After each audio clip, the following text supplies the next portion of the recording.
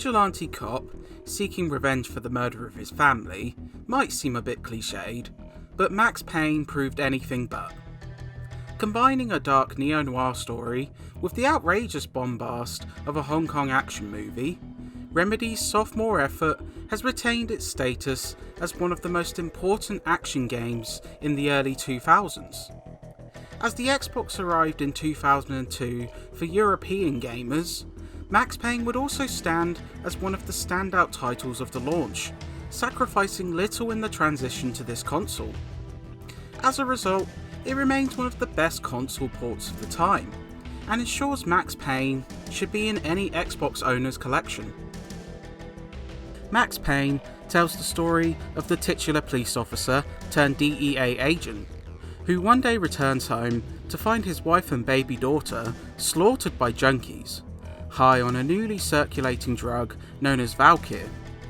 Distraught and looking for revenge, Max goes undercover in a criminal family to seek the source of the drug, only to uncover a far greater conspiracy that sees him going on the run.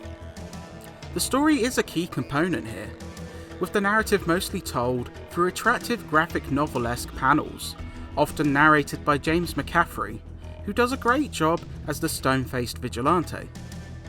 While some of the other character voicing can be a bit hammy, the story remains strong thanks to some major twists, plenty of noteworthy moments, and neo-noir flair. As an ode to novellas of the past which feature hard-boiled detectives, Max Payne is pretty excellent. That was 3 years ago. Everything ripped apart in the New York Minute. The killer junkies had been high on a previously unknown designer drug, Valkyr, V. After the funeral, I told Alex I'd be transferring to the DEA. Max Payne would prove a noteworthy shooter for a couple of key reasons. The player guides Max through shootouts around the New York area, including some distinct locations, like a rundown hotel with accompanying bar and club. Controls and shooting feel tight and precise, with a hint of auto-aim accounting for less accurate aiming, though it can be turned off. Max is pretty fragile, as he can be taken down with just a handful of shots, but non-lethal damage can be healed with painkillers. Max can also acquire a small arsenal of weapons, including pistols, assault rifles, grenades, and a couple of melee weapons. Praise is also deserved for the AI, who often displays a good mix of intelligence and aggressiveness, making for a tough enemy to counter. Combat feels weighty and accurate, despite the change in control styles, and gunplay is a great deal of fun. Max Payne is also significant for its pioneering of the bullet time effect in gaming, a slow motion effect not unlike that which was seen in The Matrix. Basically, a touch of the black button will slow Max's surroundings, allowing him to dodge bullets and shoot enemies quicker.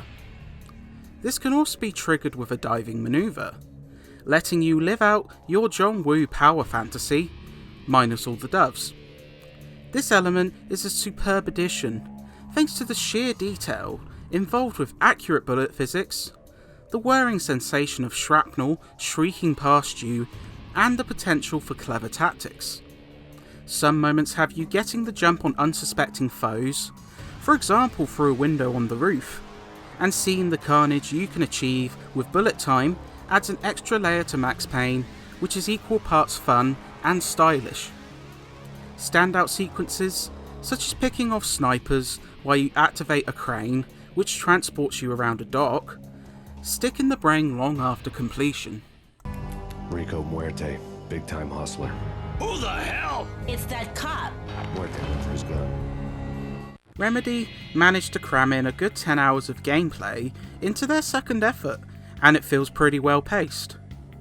A slew of unlockable difficulties encourage further playthroughs, a couple of which border on the masochistic.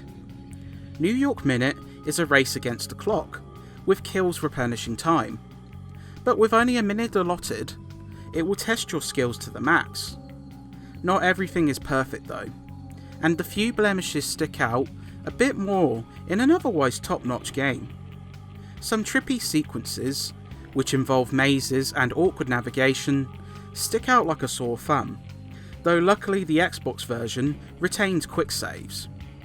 Some cheap instant deaths can also prove frustrating, though again, quick saving can ease the pain of this. But these don't spoil an otherwise superb campaign, one which begs to be experienced multiple times.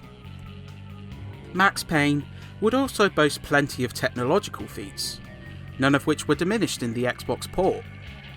Remedy would travel to New York to take photos, mapping many of these to textures, and this creates a realistic and accurate depiction of a snow-blasted city.